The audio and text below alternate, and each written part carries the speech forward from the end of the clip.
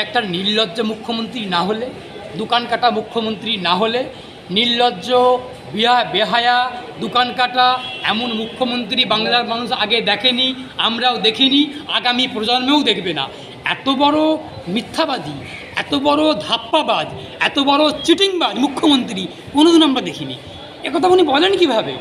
বাংলার মানুষ বাংলা উৎসবপ্রেমী, বাংলার মানুষ উৎসবপ্রেমী, শান্তিকামী, বাংলার মানুষ সনাতন ধর্মের মানুষজন নির্দিষ্ট নিয়মকানুন মেনে, সনাতনী কালচার, আদর্শ, নীতি মেনে তারা তাদের পূজার্চনাতে সামিল হবে। বাংলায় উৎসব হবে, বাংলায় উৎসব আগেও হয়েছে, এখনও হচ্ছে, আগামী দিনেও হবে।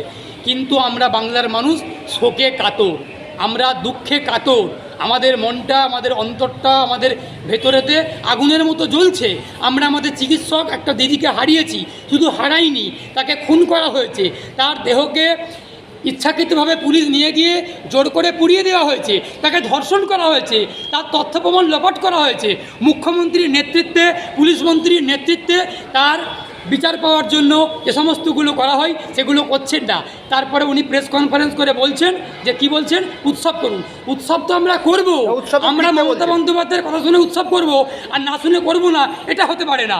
আমরা বাংলার মানুষ শান্তিপ্রিয়, শান্তিকামী, উৎসবমুখী। আমরা প্রত্যেকটা উৎসব নির্দিষ্ট নিয়মকানুন মেনে করি।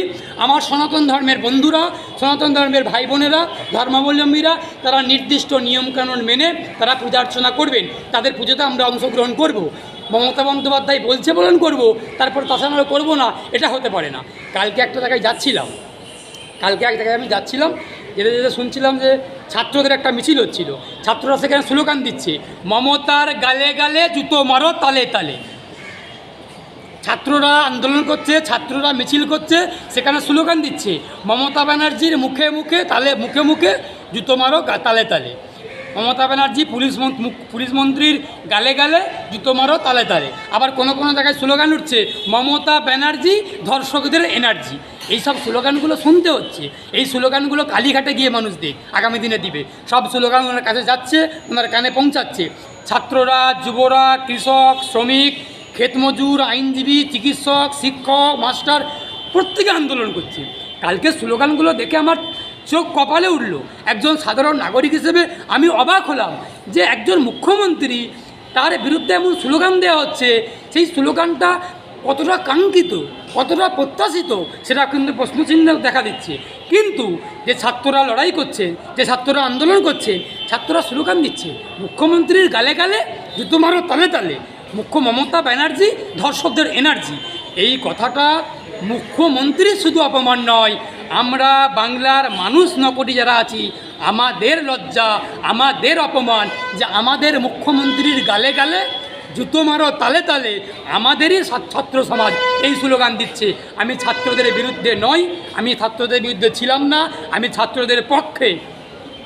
আবারও বলছি, সমস্ত আন্দোলনকারীদের পক্ষে, শান্তিপূর্ণ গণতান্ত্রিক আন্দোলন যেখানে হবে সেই আন্দোলনের পক্ষে আমি অ্যাডভোকেট শেখ বাবুলাল গিয়ে দাঁড়াবো, তাদের পাশে থাকবো। কোনো অপশক্তি, কোনো স্বৈরাচারী শক্তি, তৃণমূলের শক্তি সেই আন্দোলনকে আটকাতে পারবে না। আমরা আমাদের জীবন দিয়ে, আমাদের রক্ত দিয়ে তিলোত্তমার বিচার চাই। আমরা একটা কথা আগে থেকেও বলেছি, এখনও বলছি, আমাদের তিলোত্তমার বিচার চাই, বিচার দাও। আমাদের দফা এক, দাবি এক, মমতার পদত্যাগ। বাংলার মানুষের দাবি এক, মুখ্যমন্ত্রীর পদত্যাগ। আমরা আবারও বলছি, মুখ্যমন্ত্রী পদত্যাগ করাটা, তৃণমূল বলছে তোমরা বিচার চাও না চেয়ার চাও, আমরা বলছি আমরা বিচার চাই, আমরা বিচার চাই, আমরা বিচার চাই। কিন্তু মুখ্যমন্ত্রী, পুলিশ মন্ত্রীর পদত্যাগ করাটাও এই তিলোত্তমার বিচারের মধ্যেই পড়ছে। তৃণমূল যদি এটাকে ঘুরিয়ে দেওয়ার চেষ্টা করে, অত সহজে ঘুরবে না।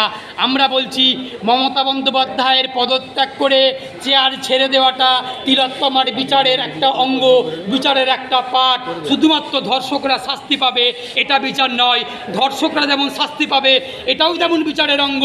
পুলিশ মন্ত্রী পদত্যাগ করবে এটাও ঠিক বিচারেরই অঙ্গ। ওই জন্য আমরা বলছি তিলোত্তমার বিচার চাই, বিচার চাই, বিচার চাই, বিচার দাও, বিচার দাও। দফা এক, দাবি এক, মমতা বন্দ্যোপাধ্যায়ের পদত্যাগ।